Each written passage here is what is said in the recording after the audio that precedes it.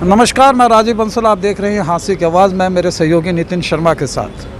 आज मैं खड़ा हूं स्थानीय विश्राम गृह में, रेस्ट हाउस में, जहां डिप्टी सीएम दुष्यंत चौटाला जी पहुंचे हैं और उन्होंने विभिन्न यानी कि परियोजनाओं का उद्घाटन अपने दस्ते मुबारक से किया है।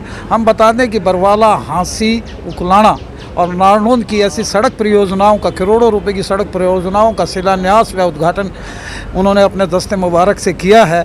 और दस्ते मुबारक से उद्घाटन करने के बाद उन्होंने पत्रकारों से क्या कहा, और वो इससे पहले परवीन इलाहाबादी जो इंडिपेंडेंट यहाँ के चेयरमैन बने हैं नगर परिषद, उनके आवास पर भी पहुँचे और उनको क्या कहा।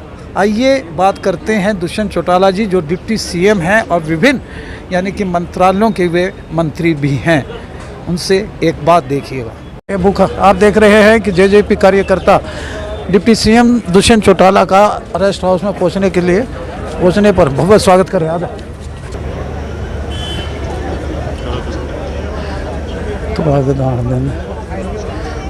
आप देख रहे हैं दुष्यंत चौटाला जी अपने दस्ते मुबारक से कई परियोजनाओं का उद्घाटन करने के लिए यहाँ पहुँचे हैं और उनका उद्घाटन स्थल पर यानी कि यहाँ शिलान्यास करेंगे और कर्टेन को अनवेल करेंगे। दुष्यंत चौटाला जी नमस्कार सर। आप अपने दस्ते मुबारक से उद्घाटन करने जा रहे हैं, शिलान्यास करने जा रहे हैं कई परियोजनाओं का। आप देख रहे हैं दुष्यंत चौटाला जी, साथ में हैं उनके जज्बा नेता राहुल मक्कड़। हाँ जी, देखिए आज बड़े यंग एंड डायनामिक लग रहे हैं, एक अलग सी मुद्रा में हैं आज दुष्यंत चौटाला जी। चलो थोड़े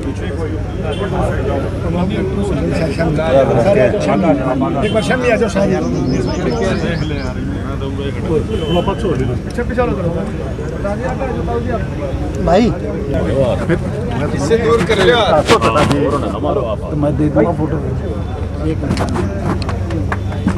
ये देख रहे हैं धीरे धीरे कर्टेन अनवेल हो रहा है और दस्ते मुबारक से उद्घाटन कर रहे हैं विभिन्न परियोजनाओं का, जिसमें श्री दुष्यंत चौटाला, अनूप धानक, विजेंद्र सिंह, जोगीराम सियाग, राम कुमार गौतम व हांसी के स्थानीय विधायक विनोद भ्याना जी का भी लगा है। आप देखिए विनोद भ्याना जी और दुष्यंत चौटाला जी साथ में हैं उनके। दुष्यंत चौटाला जी सर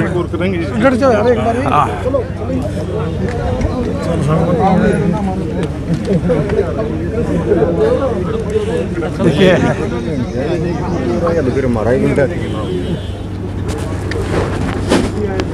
दुष्यंत चौटाला जी नारनौंद, बरवाला, उकलाना, हांसी की कई सड़क परियोजनाओं का उद्घाटन व शिलान्यास कर रहे हैं। उनके हाथों से शिलान्यास हो रहा है। साथ में विनोद भ्याना स्थानीय विधायक हैं, उनके साथ में जज्बा नेता राहुल मक्कड़ जी।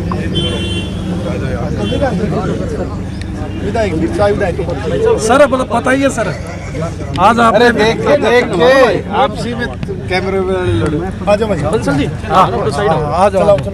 सर, बताइए आ जाओ सारी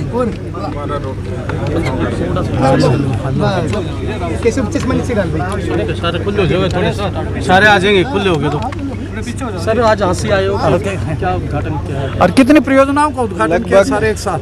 156 करोड़ की ये सार डिस्ट्रिक्ट की अलग अलग जो हमारी मेजर रोड्स थी, जो प्रधानमंत्री ग्रामीण सड़क योजना के तहत या SRF के तहत जो बनी है, उनकी फाउंडेशन भी और उसके साथ साथ कईयों के आज इनॉग्रेशन है।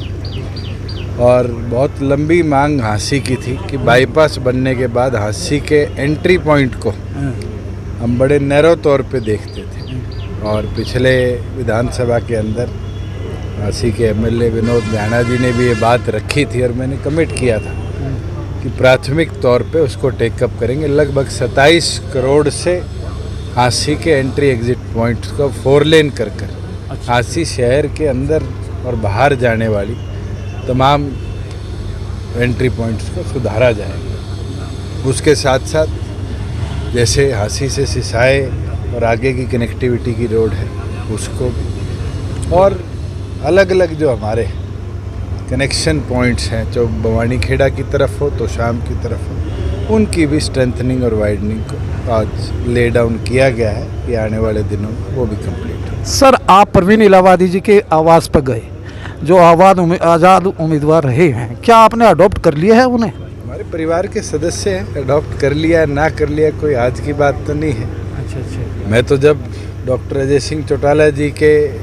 चुनाव में 2004 में पहली बार आया था, जब वो सांसद का चुनाव लड़े थे, मुझे लगता है मैं जब भी उनके घर चाय पी के आया था। अच्छा। राजनीतिक तौर पे वो इंडिपेंडेंट लड़े और आज चेयरमैन बने, बिल्कुल सरकार के साथ है और मजबूती गठबंधन की परिपाटी को तो तोड़ा ना उन्होंने, जो आपने किया था।